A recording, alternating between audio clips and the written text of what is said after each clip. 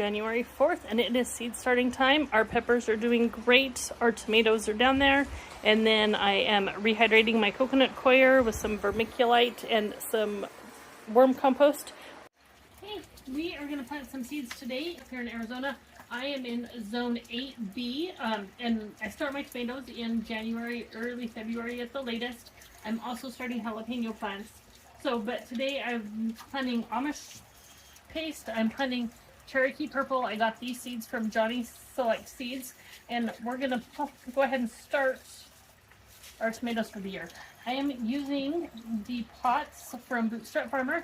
These are, I believe these are the 1-inch cells. You can get 72 of them in a regular 1020 tray. I start a lot of extra plants because I sell produce and I also sell starts to locals. It's a new thing that I'm kind of doing, so we're gonna see how it goes. But I wanted to talk to you guys about why I use the smaller cells. I use the smaller cells because it lets me control the temperature better here in the greenhouse, and I can start more of them at one time. And so we're just going to pop. I try very hard to only get one seed per tray in there.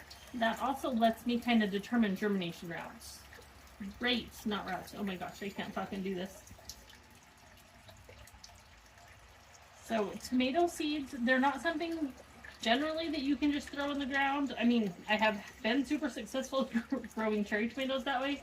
If you've seen any of the other videos, I've got a huge cherry tomato that came up voluntarily in the other greenhouse, and it's doing well. It's actually a year old this month, and it's still producing.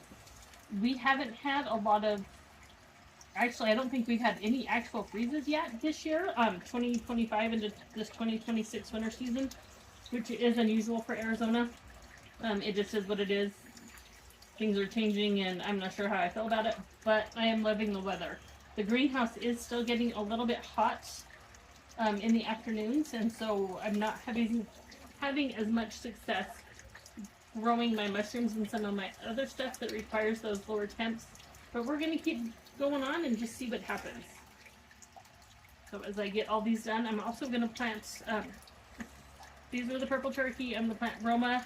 I've got my Amish paste, and then I'm going to plant my peppers as well. I'm going to go ahead and start those this early because they need to build those strong roots so they can combat this crazy Arizona weather that we have. Your peppers, even in Arizona, they're going to need shade. Yes, they love sun, but they do not like Arizona sun. Anything over 110, even 100 most days, is going to start affecting your plants. People think that peppers and tomatoes love the heat. Most stuff does not love the Arizona heat. Arizona heat is a totally different beast. It beats everything, it degrades everything, so you are going to have to plan for shade. We actually have a big shade structure. If you watched any of the videos from last year, you've seen that. I'll go ahead and drop a couple of those links in the comments after I'm done here. But those are going to be things that you're going to need to think of. Tomato plants especially, once the temps are consistently above 90, you're going to lose fertility in the blossoms. So you may have tons of blossoms, and you may have absolutely no tomatoes. That's because it's too hot. So you're going to want to shade them, and you're going to want to make sure and water them. I water every day. My water bill can be huge depending on how much I'm watering, but our goal this year is to grow at least 50% of our produce. We were doing really good for a couple years, but the desert soil it doesn't retain moisture. It's sand. Because of the heat, a lot of people actually say that it's sterile. And so anything that requires a lot of nutrients, you're just not going to have a lot of success with. I've gone to a lot of raised beds. We have 2 greenhouses. This one that we're in right now is our Mueller greenhouse. It's much stronger. It'll last a lot longer. I started with a Harbor Freight greenhouse, and it was a great greenhouse, but the panels that came with it, again, did not tolerate this Arizona sun.